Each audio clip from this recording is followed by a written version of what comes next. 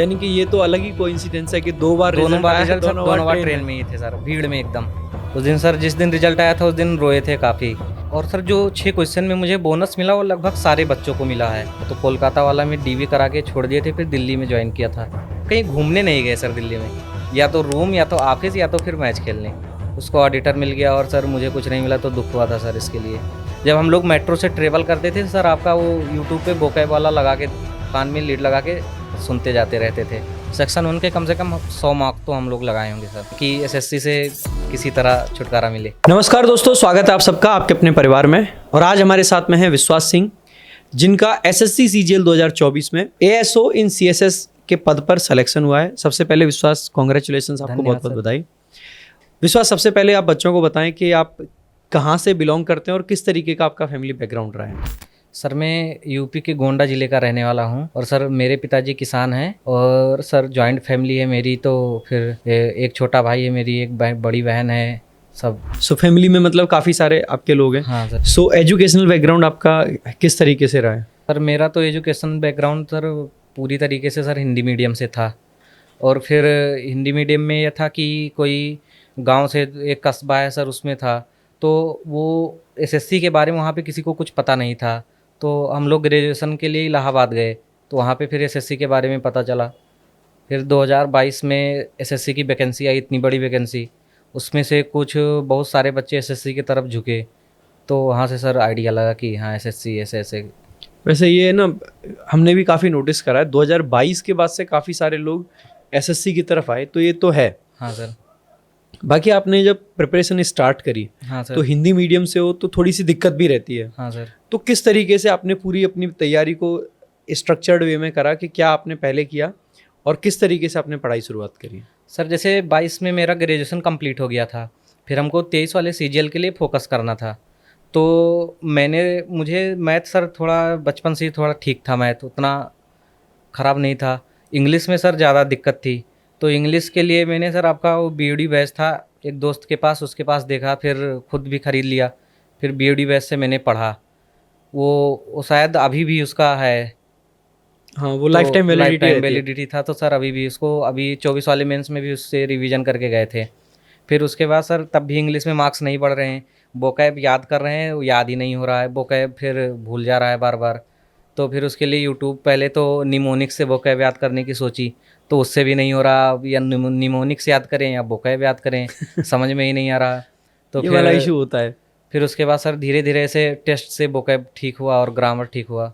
विश्वास, आपने सबसे पहला अटेम्प्ट कब दिया और इसके अलावा एसएससी के और कौन से एग्जाम्स में आप अपेयर हुए? सर जैसे 22 वाला CHSL दिया मैंने, फिर 23 वाला CGL दिया, 23 वाला CHSL दिया, 23 वाला MTS दिया, 22 वाला MTS भी दिया था सर। तो 22 वाले MTS में मुझे कोलकाता मिला और 23 वाले MTS में मुझे दिल्ली मिला था। तो कोलकाता वाला में डीवी करा के छोड़ दिए थे, फिर दिल्ली में ज्वाइन किया था।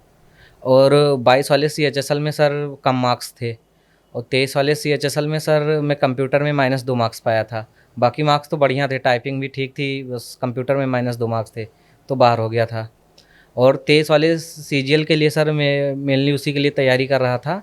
तो प्रीलिम्स होने के बाद सर मैंने मॉक टेस्ट देना शुरू किए मेंस के। फिर मेरा मेंस में अच्छे मार्क्स भी आए, टेंटेटिव आंसर की में 306 मार्क्स थे सर। तो उस पर जो भी वेबसाइट्स होती हैं उस पर मार्क्स दिखा रहा था कि रैंक बढ़िया दिखा रहा था कि, और कि हो जाएगा, कोई ना कोई पोस्ट तो मिल ही जाएगा 2800 ग्रेड पे का।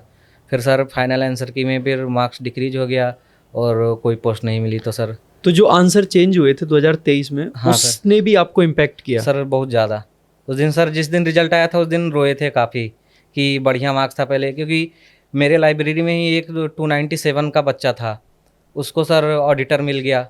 वो पहले मेरे से कम नंबर था, पहले से मेरे 9 नंबर कम था, उसको ऑडिटर मिल गया और सर मुझे कुछ नहीं मिला, तो दुख हुआ था सर इसके लिए। कितना मुश्किल होता है ऐसी परिस्थिति में जब आपने अपना, ऐसा लग रहा होता है कि हमने अपना बेस्ट दिया है और सिलेक्शन भी हो जाएगा, और सर दोस्तों को भी बता दिया था कि हाँ 23 वाले सीजीएल में हो जाएगा मेरा, ऑडिटर मिल जाएगा, MTS नहीं ज्वाइन करेंगे। तो जैसे अब की बार आपकी क्या रैंक रही फाइनल? सर इस बार सर फाइनल रैंक सर 234 रही। इस बार सर मुझे 6 क्वेश्चन में बोनस मिले सर। 6 क्वेश्चन में आपको हाँ बोनस मिल गया। तो विश्वास, जैसे आपने बताया कि 234 आपकी रैंक रही, तो आपने CSS ऑप्ट किया। हाँ सर। तो आपने MEA या GST इंस्पेक्टर क्यों ऑप्ट नहीं किया? सर एमईए तो सर मुझे नहीं अच्छा लगा, क्योंकि उसमें सीएसएस और एमईए में एक ही डिफरेंस है, फॉरेन पोस्टिंग का। और सर फॉरेन पोस्टिंग करनी नहीं थी मुझे, तो पहले से ही होम मिनिस्ट्री में सर एमटीएस थे, तो फिर इसीलिए सीएसएस ऑप्ट किया कि उसी मिनिस्ट्री में रहेंगे, ठीक रहेगा सर। और GST inspector? GST inspector sir मेरे सर टेंटेटिव आंसर की में कम मार्क्स थे, तो 331 मार्क्स थे।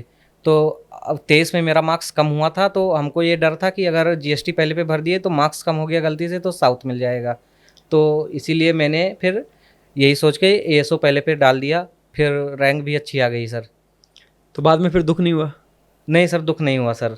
ऐसा लगा CSS नहीं कि भी ठीक जीएसटी है। फिल करते अच्छा रहता?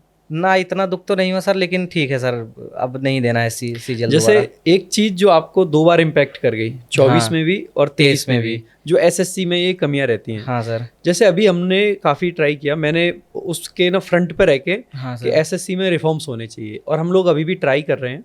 तो उसमें कई बार क्या होता है कि सेलेक्टेड लोगों के ना बहुत सारे मैसेजेस आते हैं कि आप लोग ये क्या कर रहे हो, आप हमारा रिजल्ट रिवाइज करवाओगे, कैंसिल करवाओगे।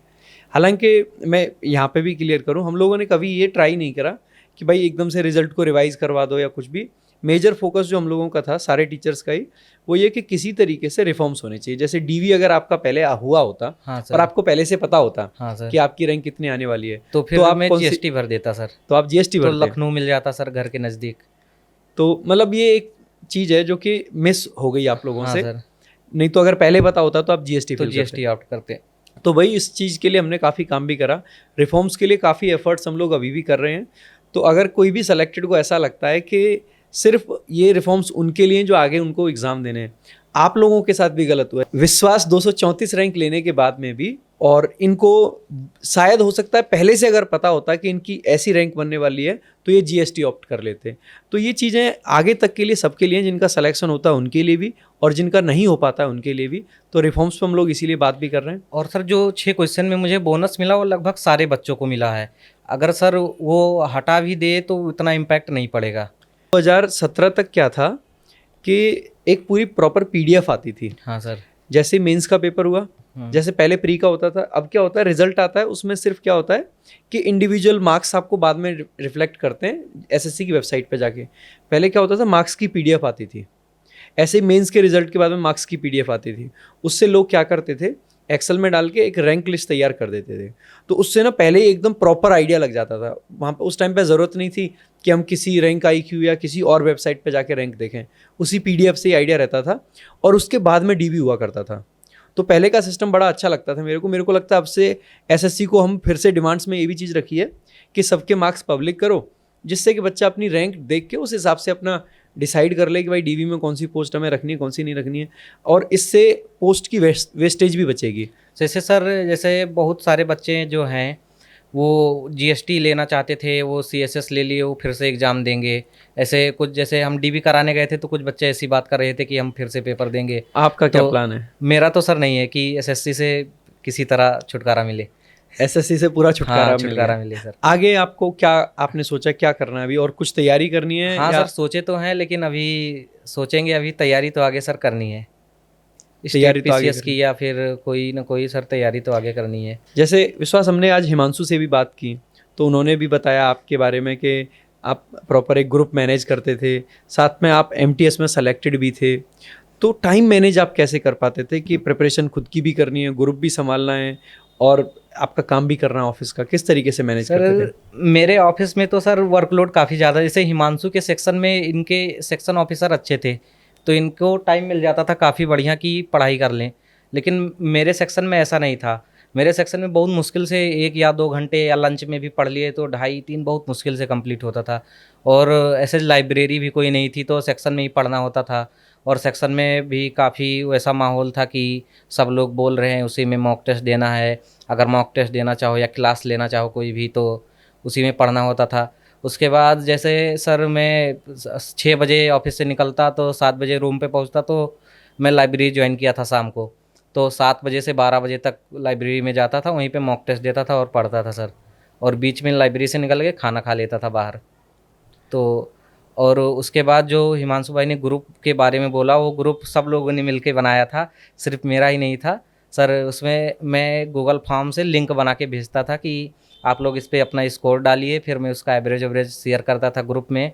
सर उसमें मैं मॉक टेस्ट का एनालिसिस करता था। जैसे मैथ में तो 2-3 ही क्वेश्चन ऐसे होते थे जो हार्ड हैं या फिर जिनको दोबारा लगाने की ज़रूरत है या फिर जिनमें ज़्यादा टाइम लगा, तो सर मैं उसका स्क्रीनशॉट ले लेता था।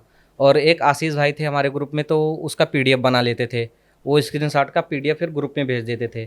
फिर वो सवाल हम लोग कई बार लगाते थे। और इंग्लिश के लिए जो भी नई वोकैब मिली या फिर उसको भी ग्रुप में टाइप करके भेज देते थे। इससे ये था कि हम लोग को कोई ग्रुप एनालिसिस, मॉक एनालिसिस का कोई नोट्स नहीं बनाना पड़ता था। जैसे इंग्लिश का वोकैब ग्रुप में मिल गया, और जो मैथ के लिए क्वेश्चन थे वो हमको पीडीएफ से आशीष भाई बना के भेज देते थे, तो वो लोग हम पीडीएफ से सॉल्व कर लेते थे। और जीके के लिए तो रिवीजन करना ही पड़ता था पूरा। तो ग्रुप का भी मतलब काफ़ी रोल रहा आपके हाँ खुद सर, की पढ़ाई में भी। खुद के पढ़ाई में भी सर। तो जैसे अभी आपने बताया कि ग्रुप हो गया, सारी चीज़ें, तो फैमिली से भी तो इंटरेक्शन आपका रहता होगा, बात बात करना। जैसे आप बाहर रह रहे थे, हाँ सर। तो खाना वाना बाहर बनाते थे या बाहर से ही खाते थे हमेशा? सर खाना तो सर बनाते थे, जैसे सैटरडे संडे को तो रूम पे बनाते थे, या जब एग्ज़ाम नज़दीक आ गया तो सर बाहर खाना खाने लगे सब लोग। ये हिमांशु भाई भी तो लगभग बाहर खाना, हम भी फिर बाहर खाना खाने लगे। फिर एग्ज़ाम के पहले सर छुट्टी लिए थे 20 दिन की, तो वो 20 दिन फिर जीके कस के पढ़े, वही 1 वीक था।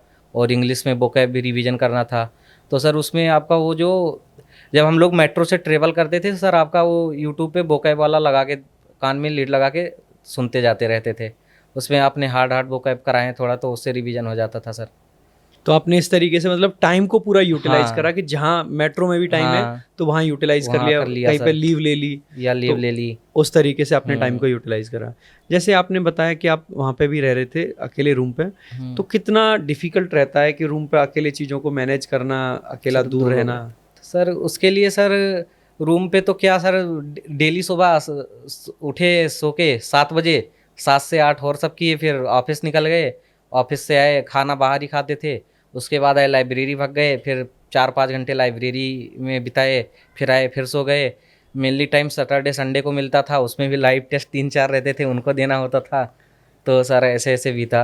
फिर हम लोग सैटरडे या संडे को कभी कभी मैच भी खेलने जाते थे। अच्छा, मैच हाँ, मैच मैच खेलने का खेलने आपको जाते भी थे है सर। हिमांशु के साथ साथ? हाँ, हम लोग पूरे ग्रुप के लोग जाते थे मैच खेलने।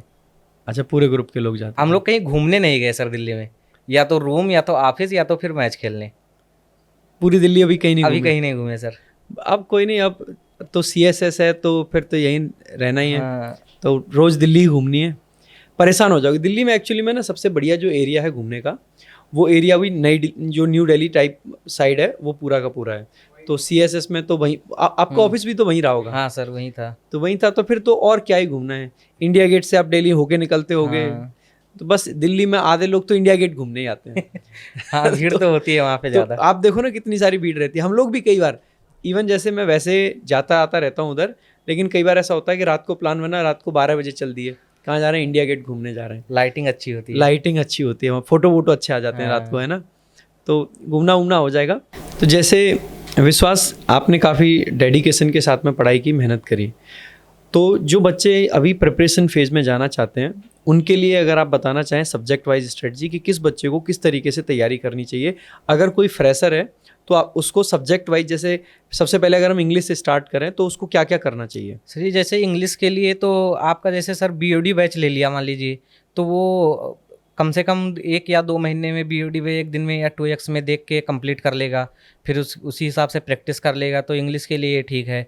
और वोकैब के लिए तो एकदम एग्ज़ाम तक रगड़ना पड़ेगा सर रिवीजन, क्योंकि इतना आसानी से याद नहीं होता सर। मेन तो वोकैब ही है सर। और सर मेरा कॉम्प्रीहेंशन भी बहुत ज़्यादा वीक था। मेरे सर क्लोज टेस्ट में 3-3 4-4 गलत होते थे। उसके लिए सर मैंने फिर ऑफिस में न्यूज़पेपर रहते थे, उसको रीडिंग किया। और क्या करना चाहिए बच्चे को? जैसे न्यूज़पेपर की बात आपने करी चर्चा, हाँ तो न्यूज़पेपर में जैसे बहुत सारे बच्चों को काफ़ी दिक्कत रहती है कि समझ नहीं आता है। जब एक नया बच्चा स्टार्ट करता है पढ़ना तो समझ नहीं आता है, तो कहाँ से रीडिंग स्टार्ट करे वो? सही, जैसे द हिंदू न्यूज़पेपर में सर थोड़ा कठिन लैंग्वेज होती है। इंडियन एक्सप्रेस हो गया सर, इसकी थोड़ी इजी लैंग्वेज है। और जैसे मैं उसका स्पोर्ट्स पेज पढ़ता था। इंग्लिश पढ़ना चाहिए बाकी चाहे जो हो, ऐसा नहीं कि करंट अफेयर मेरा न्यूज़पेपर से तैयार हो गया, ऐसा कुछ नहीं होता। वो बस इंग्लिश की लाइनें समझ में आती हैं, ऐसे बैठने लगती है दिमाग में कि ये यहाँ पे कामा होगा, यहाँ पे ये प्रीपोजिशन आएगा, ऐसे ऐसे यही सब समझ में आता था। तो मैं स्पोर्ट्स वाला पेज पढ़ता था। तो यही है कि जिसमें बच्चे की रुचि हो वो वाला पेज पढ़े, या फिर कोई नॉवेल पढ़े, या फिर कहानियाँ पढ़े इंग्लिश में, जो 7th 8th की इंग्लिश की बुक थी वो पढ़े। मतलब इंग्लिश पढ़े, ऐसा नहीं कि कोई न्यूज़पेपर ही पढ़े, लेकिन इंग्लिश पढ़े जिसमें उसका इंटरेस्ट हो। अल्टीमेटली जो चीज़ समझ आए हाँ, पहले वो पढ़े। तो उस तरीके से आपने मतलब कॉम्प्रिहेंशन और वो कैब तो पूरा रगड़ा मारना ही मारना वो है। तो फिर धीरे धीरे टेस्ट में भी गलत होगा। ऐसे vocab पहले तो याद किया, वो आपकी बुक थी उसको मंगाए, पहले तो उस पे देखे थे, फिर बुक से याद किया, फिर ये लगा कि अब तो याद हो गया। फिर जब मॉक टेस्ट देने बैठे तो 4 ऑप्शन आ जाए तो कंफ्यूज हो जाएं। तो सर vocab याद करना ही नहीं, उसको फिर टेस्ट में भी इम्प्लीमेंट करना सर कठिन होता है सर। ऑप्शन देख के बहुत कंफ्यूज होता है, गलत होता है जैसे vocab। ये दिक्कत बहुत सारे बच्चों के साथ होती है और काफ़ी मैसेजेस भी आते हैं इस चीज़ के लिए कि सर वो क्या याद है, लेकिन जब 4 ऑप्शन देखते हैं ना तो तो फिर घूम जाता है कि तो उस चीज़ के लिए क्या करना चाहिए? तो उस चीज़ के लिए सर टेस्ट ही है। फिर धीरे धीरे मॉक टेस्ट लगाएंगे, जितना vocab का प्रैक्टिस करेंगे प्रीवियस ईयर क्वेश्चन का, तो सर उसी अकॉर्डिंग ठीक हो जाएगा वो। तो प्रैक्टिस से ही वो धीरे हाँ, धीरे कंफ्यूजिंग हट जाता है सर, कंफ्यूजन जो है वो हट जाता प्रैक्टिस के थ्रू हट जाएगा। हाँ सर। बाकी मैथ्स के लिए किस तरीके से तैयारी करनी चाहिए? सर मैथ में भी यही होता है कि अरे यार पूरा सवाल तो हम जानते हैं, लेकिन जब फिर एक टाइम बाउंड में लगाते हैं सर, फिर वो नहीं लगता, तो ये दिक्कत होती है। तो फिर टाइम बाउंड भी हटाने के लिए पूरा मॉक टेस्ट ही देना होगा। तो हाँ मतलब सर। अल्टीमेटली मैथ्स के लिए मॉक टेस्ट हाँ, पहले सिलेबस करना पहले है। सिलेबस तो कहीं से कंप्लीट करना होगा। अच्छा, आपको अगर एक टीचर का नाम लेना हो कि इससे सिलेबस कंप्लीट कर लें, जैसे सर आदित्य रंजन सर हैं, तो उनका ये था कि एकदम बेसिक से पढ़ाते हैं, तो वो जो बच्चा एकदम से कुछ नहीं जानता उसको भी सारी चीज़ें समझ में आ जाती हैं एकदम स्लोली, जैसे लग रहा है कि पानी बह रहा हो, इतना आसानी से समझाते हैं। तो सर अगर आदित्य रंजन सर से कोई बच्चा अगर कर लेता है उनका BOD बैच या फिर कुछ भी, और उतना उनके में ये बात ये रहती है कि पूरा प्रीवियस ईयर क्वेश्चन ही लगभग रहता है, वो प्रीवियस ईयर को बेस्ट वे में कराए हैं। और सर उनकी एक बुक थी वो SSC बैरियर्स करके, तो उस बुक में क्या था, हम लोग टेस्ट दे उसमें जो हार्ड क्वेश्चन रहते थे उसको हम लोग लगा लेते थे। ऐसे एग्जाम प्री के पहले उसमें से कुछ क्वेश्चन गोले किए हुए थे कि ये क्वेश्चन लगा के जाना है, तो वो क्वेश्चन लगा लेते थे उस बुक से। और रीजनिंग के लिए किस तरीके से करना चाहिए? रीजनिंग के लिए तो सर पहले उसके लिए तो कम्प्लीटली मॉक टेस्ट पे डिपेंड थे, और वो जैसे कुछ टॉपिक था तो वो उस पर सर्च कर लिए, विक्रमजीत सर का वीडियो देख लिए, या फिर उस पर सर्च जैसे रैंकिंग का हो गया, या क्लॉक लॉग में कुछ ट्रिक होती है ऐसा, या फिगर काउंटिंग में, तो वीडियो एक आध वीडियो देख के रीजनिंग का तो इजी है मॉक टेस्ट। लेकिन मेंस में सर रीजनिंग आके फिर वो थोड़ा कठिन हो जाती है, उसमें वर्ड फॉर्मेशन हो जाता है, या फिर क्रिटिकल रीजनिंग उस समझ में नहीं आता, खुद क्वेश्चन पेपर बनाने वाले को नहीं समझ में आता कौन सा आंसर होगा।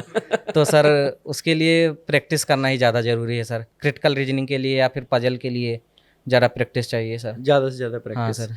जीएस को किस तरीके से तैयार किया जाए? सर GS के लिए तो सर कई जगह पढ़े सर। GS के लिए तो सबसे पहले लूसेंट की बुक पढ़े, लेकिन वो ख़त्म नहीं हो पाई सर। वो बुक देखने में बहुत छोटी है, लेकिन सर उसमें बहुत कंटेंट है। ऐसा भी कहते हैं कि लूसेंट खत्म नहीं होती, उसको पढ़ते पढ़ते आदमी खत्म हो जाता है। हाँ सर, ये सत्य बात है, किसी की ख़त्म नहीं हो पाई। अभी भी कोई भी क्वेश्चन पेपर उठा के देख लीजिए सर, 75% क्वेश्चन से 80% लूसेंट से ही मिलेंगे।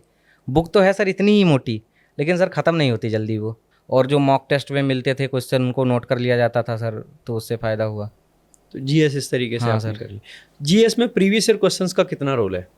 सर प्रीवियस ईयर क्वेश्चन का तो सर बहुत ज़्यादा रोल है, मेनली तो वही आते हैं, लगभग 50% से ज़्यादा क्वेश्चन रिपीटेड होते हैं, तो बच्चा प्रीवियस ईयर करके ही जाता है।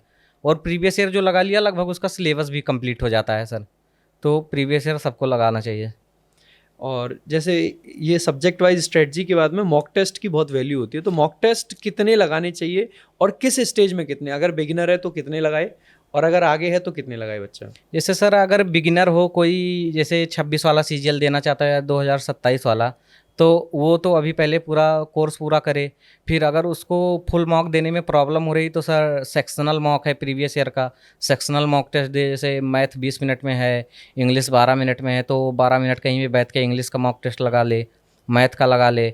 और सर हम लोगों ने तो ऐसे लगाया था ग्रुप में, अपने जो व्हाट्सअप ग्रुप था उसमें, कि प्री तो ऐसा था कि सबका निकल जाएगा, तो हम लोग 1 महीने पहले ही मेंस का मॉक टेस्ट देना शुरू कर दिए थे। तो वीक में 1 मेंस का मॉक टेस्ट लगाते थे प्री एग्जाम के पहले ही हम लोग सर। अच्छा, ये था। तो मतलब काफ़ी पहले से ही तैयारी। हाँ, कि मेंस प्री तो लेवल निकल के। ही जाएगा, मेंस का मॉक टेस्ट अभी से मारना शुरू करो। उस ग्रुप में सर कुछ बच्चे अनसिलेक्टेड रह गए सर, तो वो लोग अभी भी मेंस का ही मॉक टेस्ट लगा रहे हैं, प्री का नहीं सर। अच्छा, अभी भी मेंस अभी मेंस का ही मॉक टेस्ट लगा रहे हैं। बढ़िया है। देखो, एक जो शुरुआत से ना माइंडसेट का भी गेम होता है। हाँ अगर हम सर। मेंस को लेके टारगेट करते हैं सिलेबस सर तो सेम ही एक है स्टेप हम लगभग। पहले आगे जा चुके हैं। हाँ सर। सिलेबस तो सेम ही है, चारों सिलेबस वही लगभग सब्जेक्ट सेम ही है, है, चारों सब्जेक्ट वही हैं, तो फिर जस्ट अगर माइंडसेट का खेल है। हाँ, ऐसे अगर किसी का प्री में 150 आने लगा नए मॉक में, या प्रीवियस ईयर में 160 आने लगा, तो फिर मेंस का मॉक टेस्ट लगाए, फिर उसमें कोई प्रॉब्लम नहीं। तो टोटल जैसे प्री के टाइम पे आपने टोटल कितने मॉक्स लगाए होंगे? प्री के टाइम पे तो 30-35 ही मॉक लगाए थे हम लोग, लाइव वाला मॉक टेस्ट लगा के, या फिर और जो भी प्लेटफॉर्म पे मॉक टेस्ट है उन सबको मिला के 30-35 मॉक टेस्ट ही लगाए थे। मेंस के सर 60-70 मॉक हो गए थे। उसमें से सेक्शन 1 के ज़्यादा मॉक थे, क्योंकि उसमें सर एक लिमिटेड टाइम में क्वेश्चन सॉल्व करने रहते हैं, तो वो तो आखिरी तक मारना पड़ता है कि टाइम के हिसाब से चलना है। तो सेक्शन 1 में से सर रीजनिंग और मैथ के लिए तो आखिरी तक लगाए थे। सेक्शन 1 के कम से कम 100 मॉक तो हम लोग लगाए होंगे सर। 100 मॉक। और फुल मॉक सर टियर 2 के कम से कम 50-60। तो काफ़ी मॉक टेस्ट लगाए मेंस हाँ में तो सर। खास करके। तो मैं मेरा खुद का भी मानना है कि हमेशा बच्चे को मॉक टेस्ट पे पूरा फोकस करना चाहिए और प्रॉपर उसको एनालाइज भी करना चाहिए। सर मॉक टेस्ट एनालाइज के लिए ये था कि हम लोग जो क्वेश्चन का स्क्रीनशॉट लेके पीडीएफ बना लेते थे मैथ में, और मैथ में 4-5 क्वेश्चन मिलते थे 30 क्वेश्चन में, या रीजनिंग में सेक्शन 1 में, तो उसका पीडीएफ बना लिए, और वो पीडीएफ फिर हफ्ते में एक बार रिवाइज कर लेते थे। और इंग्लिश में जो भी वोकैब मिली उसको फिर ग्रुप में लिख के भेज दिए, या एरर वगैरह का जो भी नया रूल था। सर फ्रेजल वर्ब में बहुत प्रॉब्लम होती थी हम लोग को, हमें तो सर बहुत होती थी प्रॉब्लम फ्रेजल वर्ब में या फिक्स प्रीपोजिशन में, तो उसके लिए भी सर फिर बुक से याद किए, रट्टा मारना पड़ा उसको पूरी तरीके से। फ्रेजल वर्ब में रहती है दिक्कत, हालांकि ये ना बड़ी समस्या है और अभी हाल फिलहाल में हमने काफ़ी इस पर काम भी करा। तो मैंने अभी जो इस बार का मेंस का बैच चलाया था, हाँ सर। उसमें हमने सिखाया था।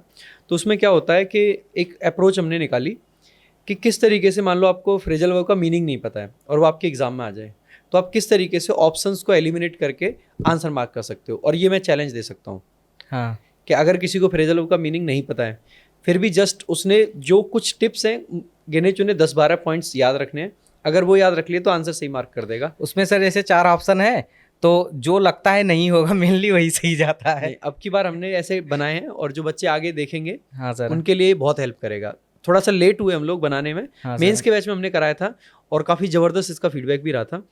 तो ये बड़ी ऐसी चीज़ है जिस पर मैंने बहुत लंबे टाइम काम करा, क्योंकि बहुत सारे बच्चों को ना बहुत दिक्कत रहती है फ्रेजल वर्ब और फिक्स्ड प्रेपोजिशन, हाँ सर। बहुत और खतरनाक क्लोज दिक्कत टेस्ट है। में तो ये आते ही हैं। एक क्वेश्चन तो आना ही आना है इसका हाँ, क्लोज टेस्ट में, या फिल इन द ब्लैंक्स में आ गया, फिल इन द ब्लैंक्स में भी आ जाता है। कई बार आजकल तो एरर डिटेक्शन में भी फ्रेजल वर्ब्स आ रहे हैं। फ्रेजल वर्ब्स आ जाते हैं। एरर डिटेक्शन में जब आता है तो वहाँ थोड़ा फंस सकता है, अदरवाइज हर जगह ऐसा होगा कि अगर फ्रेजल वर्ब का क्वेश्चन है तो पक्का सही हो जाएगा। जैसे विश्वास, जब आपका सिलेक्शन हुआ, आपने सर। बताया कि आपकी भी जॉइंट फैमिली है, तो फैमिली में क्या किस तरीके से रिएक्शन था और कहाँ थे आप उस टाइम पे?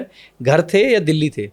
सर मेरा सर रिजल्ट वाला ये था कि 2023 वाला जब रिजल्ट आया सर, उस समय मैं कोलकाता में एमटीएस का डीवी कराने गया था। तो सर लगभग 11-12 बजे के पास रिजल्ट आया 23 वाले सीजीएल का, तो मेरा नाम नहीं था, तो बहुत दुखी हुआ, रोया वोया, फिर उसके बाद भूल गया। फिर 24 वाले में भी होली थी एक दिन बाद, तो दिल्ली से घर जा रहा था, तो होली में खूब ज़्यादा भीड़ थी, तो एकदम रिजल्ट भी देख रहे हैं और किसी तरह भीड़ से बीच से एकदम ट्रेन में भी चढ़ना है, एकदम बहुत ज़्यादा भीड़ थी सर उस दिन। तो फिर रिजल्ट देखे तो एकदम खुश हुए। फिर शाम को कभी नहीं बताया, क्योंकि लगभग 12 बजे रिजल्ट आया था, तो घर पे फ़ोन नहीं मिला है। फिर सुबह जब घर पहुँचे तो बताए, तो सर सब लोग खुश हुए, पापा सबसे ज़्यादा खुश हुए सर। पापा सबसे ज़्यादा? हाँ सर। यानी कि ये तो अलग ही कोइंसिडेंस है कि दो बार दोनों रिजल्ट बार आया, रिजल्ट सर, दोनों बार ट्रेन में में ही थे सर, भीड़ में एकदम। भीड़ में और वहाँ नेटवर्क भी नहीं कि पीडीएफ सर्च ही नहीं हो रहा है। मतलब एसएससी वाले कह रहे हैं कि इस भाई को ना तो ढंग से दुख मनाने देंगे हाँ 23 सर। में, और ना इसको ढंग से खुशी मनाने देंगे, है ना? हाँ सर। तो विश्वास, सबसे अच्छी बॉन्डिंग आपकी फैमिली में किससे है? सर लगभग तो सबसे है, लेकिन सर दीदी हैं, दीदी से कुछ ज़्यादा है, और सर माता जी से। माता जी से। हाँ सर। आपसे छोटा भी कोई भाई है घर हाँ में? सर, एक भाई छोटा है सर। तो भाई के लिए क्या प्लान किया आगे सर का? भाई के लिए सर वो सर यूपीएसआई की तैयारी कर रहा है अभी इलाहाबाद में। इलाहाबाद में। हाँ, वो सर बीओडी बैच लिए थे आदित्य रंजन सर का, उसी से पढ़ रहा है सर। तो भाई के लिए कभी ये नहीं सोचा कि एसएससी की तैयारी कराई जाए? सर वो इस बार तो कट ऑफ देख के डर ही गया, लेकिन इस बार कह रहा कि यूपीएसआई देंगे। इंग्लिश थोड़ा वीक है, अगर यूपीएसआई नहीं हुआ तो फिर एसएससी में देगा सर। अरे इंग्लिश की जिम्मेदारी हम लेते हैं, करवाओ आप एसएससी। हाँ सर, वो करेगा अगर पहले, लेकिन कह रहा कि यूपी में ही रहें तो ज़्यादा ठीक है, यूपीएसआई में ये चलो तो। कोई नहीं, बढ़िया। यूपीएसआई भी अपने आप में हाँ एक सर। बढ़िया मतलब प्रेस्टीज जॉब है, अच्छी है। तो अच्छा है भाई, अगर तैयारी कर रहा है तो गाइडेंस के लिए तो भाई उसके पास में है ही, हाँ सर। बढ़िया से गाइड करना। और बाकी ये भी मैं कहूँगा कि आगे न सिर्फ अपना भाई बल्कि मैं अगर कोई भी बच्चा गाइडेंस के लिए आता है तो आपने जैसे अपने ग्रुप को पूरे तरीके से गाइड किया, आगे जो भी गाइडेंस के लिए आए सबको गाइड करना। विश्वास, बहुत अच्छा लगा आपसे बात करके और मैं चाहूँगा कि आप जीवन में ऐसे ही आगे ऊंचाइयों तक जाते रहें। अगर यूपी पीसीएस सोच रहे हैं तो पीसीएस निकालें, और अगर यूपीएससी का कुछ सोचा है तो यूपीएससी भी आप क्लियर सर करें। अभी तो ऐसे कुछ सोचा नहीं है, लेकिन देखेंगे सर आगे, बहुत आगे देखा जाएगा सर। बहुत अच्छा लगा, आपको आगे के लिए भी बेस्ट ऑफ लक, और ऐसे ही मेहनत करते रहो, आगे लोगों की भी हेल्प करते रहो। काफ़ी सारे लोगों की ऑलरेडी आपने हेल्प करी है ग्रुप के थ्रू। और आप लोगों को भी अगर ये पॉडकास्ट अच्छा लगा है तो लाइक करें, वीडियो को शेयर करें, और कमेंट करके अगर आपका विश्वास सर से या हिमांशु सर से या किसी से भी या मेरे से कोई क्वेश्चन है तो कमेंट बॉक्स में आप पूछ सकते हैं। और वीडियो को ज़्यादा से ज़्यादा शेयर करें, सभी लोगों तक पहुँचाएं। Thank you so much. जय हिंद, जय भारत।